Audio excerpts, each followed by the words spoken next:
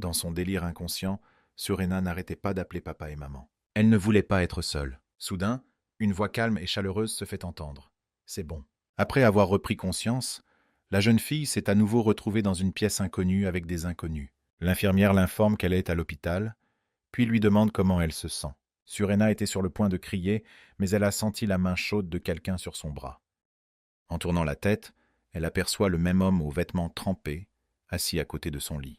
Il était tellement fatigué qu'il s'est endormi dès son arrivée. Dès qu'elle voit son visage, la peur semble s'évaporer. Qui est cet homme désespéré qui ne veut pas la laisser tranquille? Dans cette neige abondante, il l'a prise dans ses bras et s'est enfui de chez lui.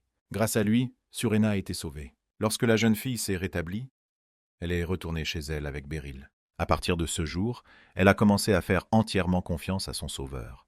Bientôt, Beryl confie la jeune fille à de bonnes mains. Surena a alors promis qu'elle s'efforcerait de se lever comme cet homme. Elle veut être le genre de personne qui est prête à aider n'importe qui, même à des personnes dont il ne connaît même pas le nom. Remettant ce qui restait de son épée au fourreau, Beryl s'élança à l'assaut du redoutable ennemi. Repoussant la patte du griffon, il lui asséna un coup d'épée dans l'œil. Le sang jaillit de l'œil du monstre. Avec un rugissement de douleur, la créature saisit l'épée de l'homme avec sa patte. Après cela, ils sont tombés tous les deux sur le sol. Le griffon était dans une position délicate, ce qui signifiait que Beryl avait une nouvelle chance d'attaquer. Profitant du fait que le monstre tenait son fourreau, l'homme sortit ceux qui restaient de son épée. D'un coup, il plongea la lame dans l'autre œil du griffon.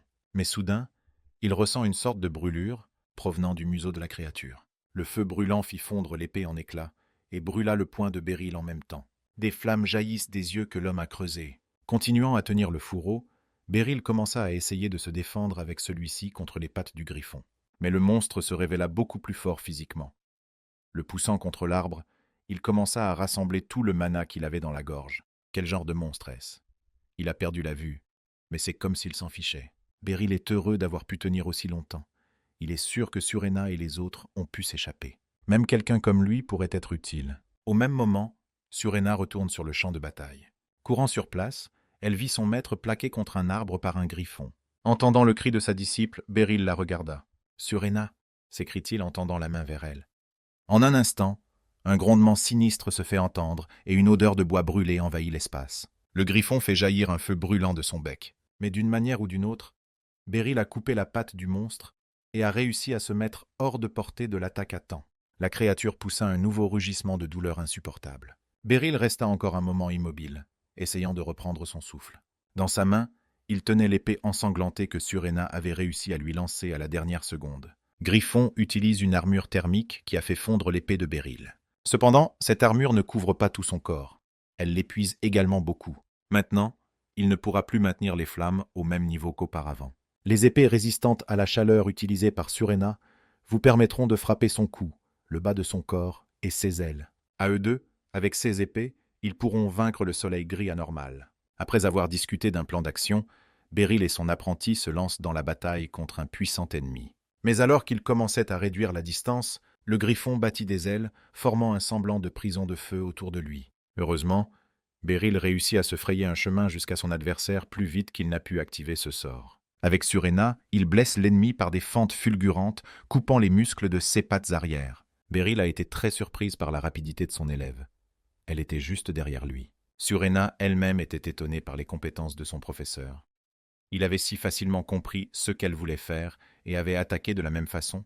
Incapable de rester au sol plus longtemps, le monstre battit des ailes et s'éleva dans le ciel. Se retournant rapidement dans les airs, il rassembla à nouveau une énorme quantité de mana dans son bec. Beryl devina que le griffon allait brûler tout ce qui l'entourait. Sans hésiter une seconde, l'homme lança son épée sur l'ennemi. Il semble qu'il ait manqué le monstre. En réalité, il voulait simplement rendre l'arme à son propriétaire. Levant la main, Surena saisit l'épée par la poignée. Pendant qu'elle est en l'air, elle déroule l'une des lames attachées à la corde. D'un geste habile, la jeune fille transperce la tête du monstre. Ensuite, en utilisant la corde pour se hisser jusqu'à elle, elle donna un dernier coup de la seconde épée. L'ennemi vaincu tomba au sol avec fracas. Surena resta encore un moment allongée sur le corps mou du griffon mort. En regardant la lame fissurée de l'une de ses épées, elle poussa un soupir de soulagement. Se rappelant soudain que ce n'est pas le moment de se reposer, la jeune fille veut savoir si le professeur est blessé. C'est alors qu'en tournant la tête, elle aperçoit Beryl qui court à toute allure vers elle. Saisissant l'embarrassante Surena par les épaules, le maître commence à lui demander si elle va bien et si son bras blessé lui fait mal. En disant qu'elle avait déjà arrêté le saignement, la jeune fille a demandé à l'enseignant ce qui n'allait pas avec son bras. Ne comprenant pas ce qu'elle voulait dire, Beryl jeta un coup d'œil à sa paume gauche. Ce n'est que maintenant qu'il se rend compte à quel point cela lui fait mal. S'excusant auprès de l'élève, l'homme se demanda si elle avait encore ses potions sur elle. Surena a promis d'aider le maître en lui demandant de le lui accorder. Quelques jours plus tard, le bâtiment de la guilde des aventuriers. Inclinant la tête, Porta, couvert de bandages, s'est excusé auprès de ses sauveurs d'avoir causé des problèmes. Beryl s'est contenté de dire qu'il n'y avait rien de mal à cela et qu'il était heureux que le garçon ait pu survivre. Grâce à sa décision rapide, il a pu sauver Nadli. Il a fait du bon travail. N'oublions pas non plus qu'il a été attaqué par un monstre nommé et qu'il a réussi à survivre. C'est déjà un exploit. Au milieu de leur conversation, Megan entre dans la pièce et s'excuse de son intrusion. L'assistant du chef de guilde a demandé au garçon comment il se sentait, ce à quoi il a répondu que son corps était encore un peu endolori, mais qu'il se sentait mieux. S'inclinant devant le garde-nian d'Ono, Megan déclara qu'il avait entendu dire que l'homme était capable de combattre à lui seul le soleil gris anormal. Il tenait à le remercier pour l'effort considérable qu'il avait fourni. Cependant, à sa grande surprise, Beryl a dit que ce n'était pas à son honneur. Il devrait remercier tous les membres de son parti. Beryl n'a pas pu ramener tout le monde sain et sauf. Il voulait s'excuser de ne pas avoir pu tenir sa promesse. Megan se contenta de baisser le regard et de rester silencieux. Surena, à son tour, a demandé au maître de ne pas dire cela. À ce moment-là, un employé est entré en courant dans la pièce et a demandé à Megan Sama de descendre un instant. S'intéressant au départ de l'assistant du maître de la guilde, Beryl lui demanda ce qui se passait. Après avoir dit au revoir à Sandera et à son professeur, Megan quitta la pièce et fixa ses lunettes avec un petit rire. Peu de gens ont pu le voir rire. Même après avoir tenu tête au dénommé sans perdre un seul homme, il ne cesse de s'excuser. Est-ce bien le fils de Mordéo Gardenant dont tout le monde parle? Grâce à lui, le chaos règne dans la guilde. Les gens couraient d'un côté à l'autre et criaient la nécessité de réapprovisionner d'urgence les rations. Tout le monde parlait de ce griffon dont Beryl et Sundera avaient laissé le corps dans la forêt. Beryl ne comprenait pas pourquoi tout le monde était si excité. Ensuite, Surena a expliqué au professeur que dans la guilde, le personnel et l'approvisionnement en marchandises étaient importants. Lorsqu'il s'agit d'un cadavre et d'un monstre nommé, tout le monde s'y met. Les marchands, les scientifiques et les mages. Il y a donc beaucoup de monde ici, et la guilde doit d'urgence leur fournir autant de rations et de chevaux que possible. Elle doit également en informer les autres guildes.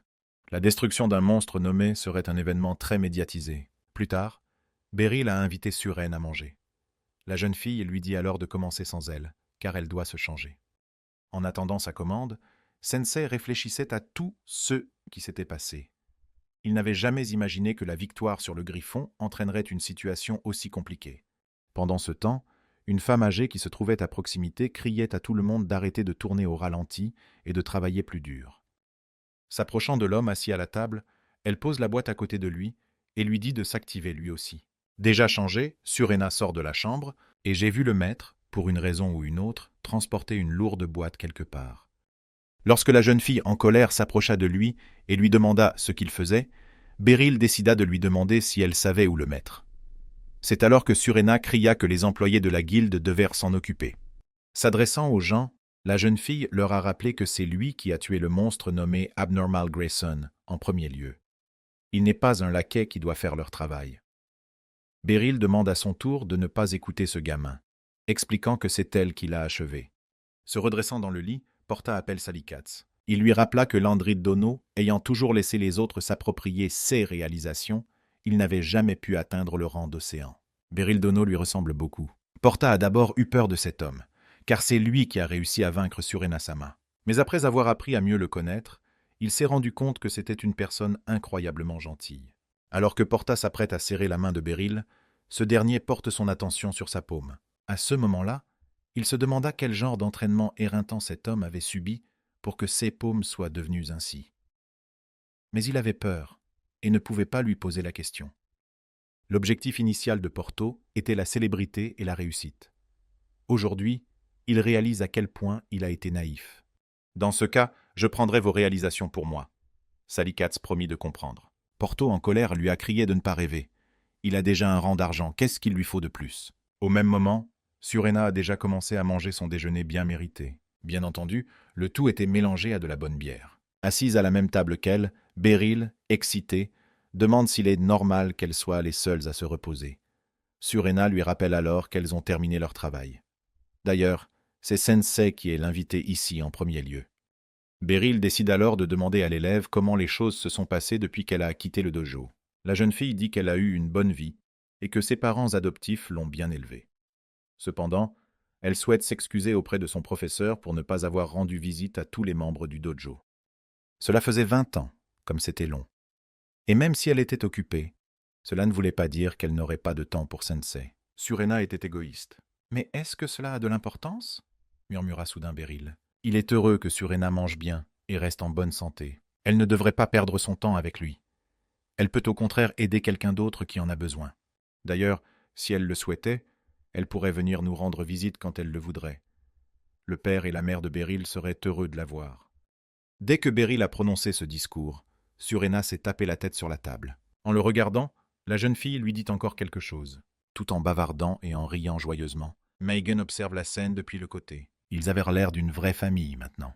Peu de temps après, Capital Forge. Donnant un nouveau coup de marteau, le forgeron salua Surenu. La jeune fille est allée droit au but. Elle est venue ici pour demander une faveur à M. Walder.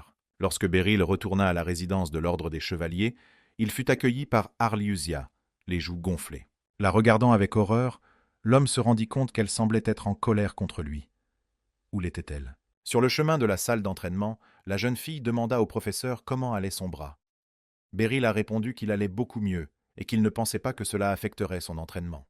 Puis Arliusia dit avoir été informée qu'il y avait d'autres blessés. Lorsque le maître lui a dit que Surena était parmi eux, elle a été très surprise.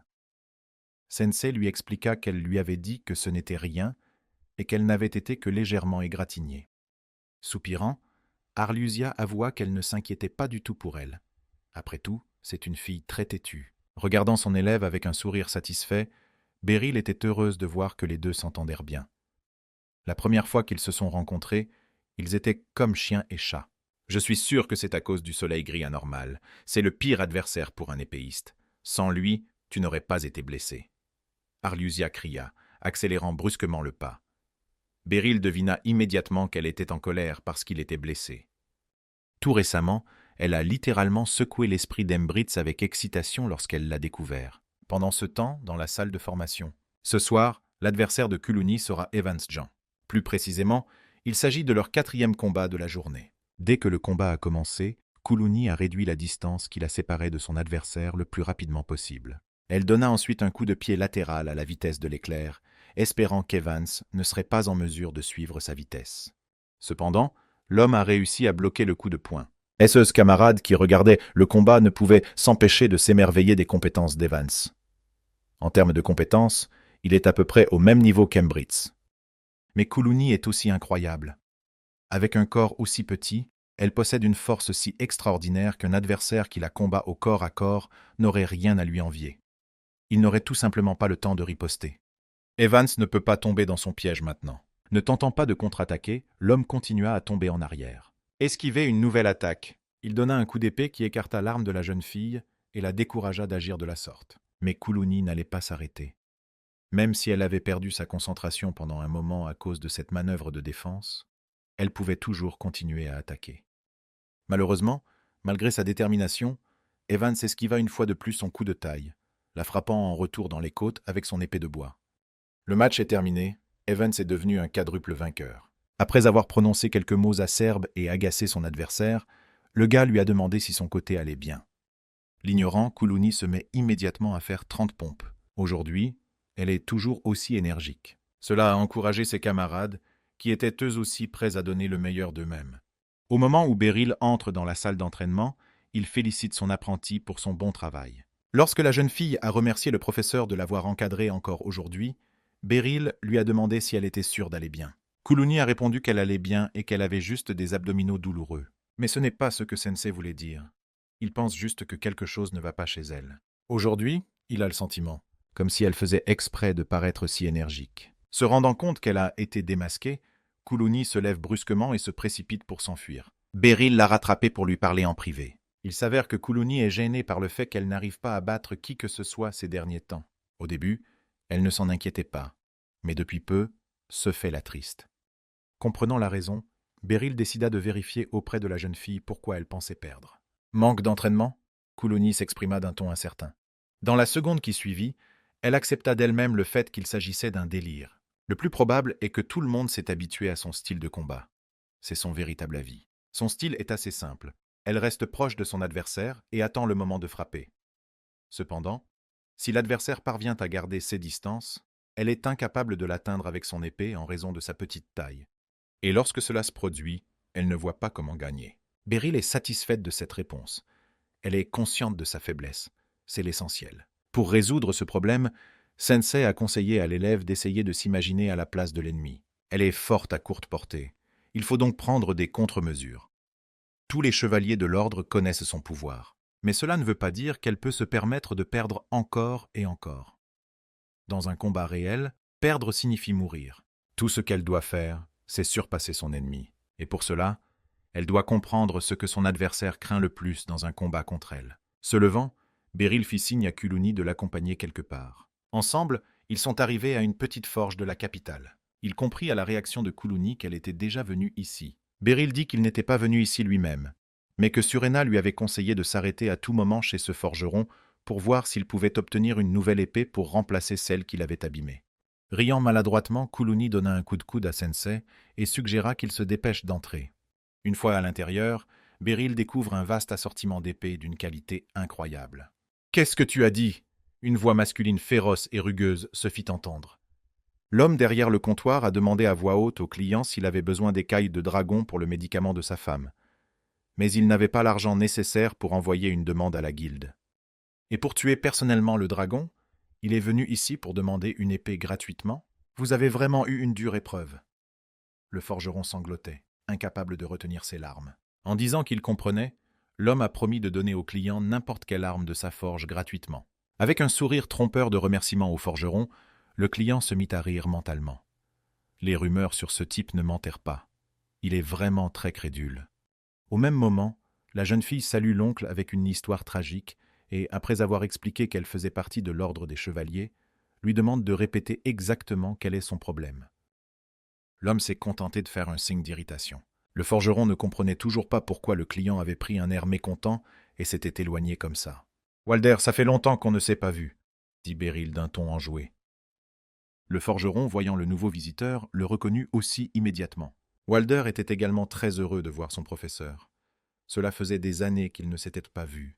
L'homme n'arrive pas à croire que Sensei soit venu dans la capitale. Walder Gaspus s'est entraîné au dojo avec Ficelle et Kuluni. Il est venu au dojo dans un but un peu étrange. Il a alors expliqué à Beryl que pour forger de bonnes épées, il devait savoir ce que c'était que d'être un maître épéiste. Il ne se souciait pas de s'entraîner avec les enfants. Beryl se souvient encore de la fois où il a fait tourner le ballon d'entraînement avec les autres. Lorsque le faux client s'est enfui, Kuluni a expliqué au forgeron qu'il voulait simplement obtenir l'une des épées gratuitement et la vendre ensuite ailleurs. Cela plut à Walder, car cela signifiait que l'homme avait recueilli les propos de sa femme malade. Il était bon que tout soit résolu. En regardant l'étudiant avec un sourire, Beryl se rend compte qu'il n'a pas changé. Il a toujours été un homme très honnête. Après avoir examiné l'assortiment, l'enseignant a remarqué qu'il y avait beaucoup de bonnes balles. Son regard se pose alors sur un seul spécimen. La Zweihander est une longue épée à 2 mains. Surpris que son maître s'intéresse à cela, Walder lui demande s'il va changer d'épée.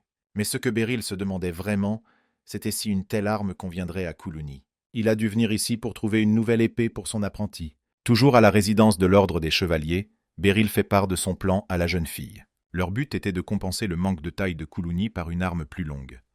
Elle était habituée à se battre avec une épée à 1 main, mais Beryl était sûr qu'elle pouvait aussi bien manier une épée à 2 mains. Sauf qu'il y avait la question de savoir si la jeune fille serait capable de faire son combat habituel à cause de la longueur modifiée de l'arme. Beryl lui demanda à son tour de ne pas s'inquiéter. Il avait trouvé l'épée parfaite pour elle. Le forgeron était également d'accord avec le professeur. Avec sa force, Kuluni pouvait certainement faire face à une telle chose. Mais la question de savoir si elle pouvait passer d'une épée à 1 main à une épée à 2 mains restait ouverte. Beryl a donc suggéré d'essayer. L'endroit où se tenait Beryl était hors de portée de Kuluni et de son arme actuelle. Avec l'épée courte qu'elle utilisait, le potentiel de Kuluni n'était pas pleinement exploité. Une épée à 2 mains était un changement radical pour elle. Mais dans une situation comme celle-ci, essayer quelque chose comme ça était la chose la plus logique à faire.